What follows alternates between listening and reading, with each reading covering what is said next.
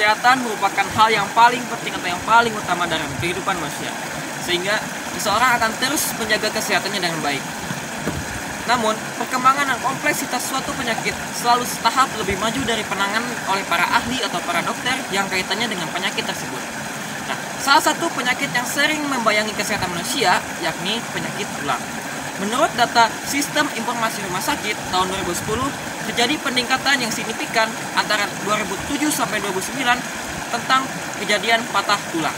Pada 2007 terdapat 22.815 kasus, pada 2008 terjadi 36.947 kasus, pada 2009 menjadi 42.280 kasus, dan puncaknya pada 2010 terjadi 43.003 kasus.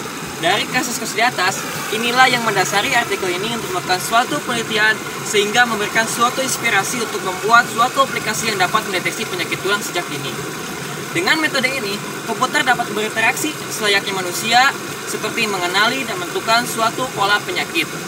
Untuk membedakan jenis penyakit, pada komputer harus dilakukan pengenalan ciri-ciri penyakit dan pembelajarannya agar komputer dapat mengenali pola penyakit tersebut. Sebelum pengenalan objek, biasanya dilakukan pelatihan terlebih dahulu agar mendapatkan objek yang sesuai dengan target. Salah satu metode yang paling menonjol dalam pemrograman pengenalan objek ini adalah Artificial Neural Network atau yang sering dikenal dengan jaringan syaraf tiruan. Jaringan syaraf tiruan atau yang lebih disingkat dengan JST adalah sistem pemrosesan informasi yang karakteristik kemampuannya secara umum mirip dengan jaringan biologi. Nah, metode atau model yang digunakan dalam JST ini atau dalam penelitian ini adalah JST backpropagation. JST backpropagation adalah salah satu metode atau model yang sering dipakai karena memiliki unjuk kerja yang baik dari sisi tingkat ketelitiannya.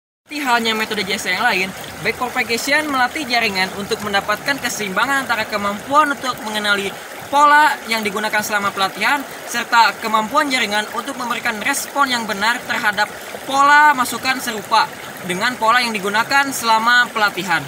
Pada tahap implementasi rancangan form dibuat dengan menggunakan Borland Delphi 7.0. Pada aplikasinya memuat berbagai menu pilihan, diantaranya pada menu utama terdapat submenu JST yang terdiri dari form menu input data pasien, form menu input data penyakit, form menu input data penyebab, form menu input data solusi, dan submenu input basis aturan. Pada menu utama juga terdapat submenu bab deteksi yang terdiri dari form menu pelatihan JST dan form menu diagnosa penyakit tulang.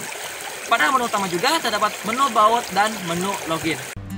Semoga dengan adanya inovasi seperti ini dapat membantu masyarakat di Indonesia mengenali ciri-ciri tanda awalnya datang penyakit tulang, sehingga penyakit tulang dapat ditanggulangi dengan baik. Terima kasih, saya Katan Punjunugraha. Wassalamualaikum warahmatullahi wabarakatuh.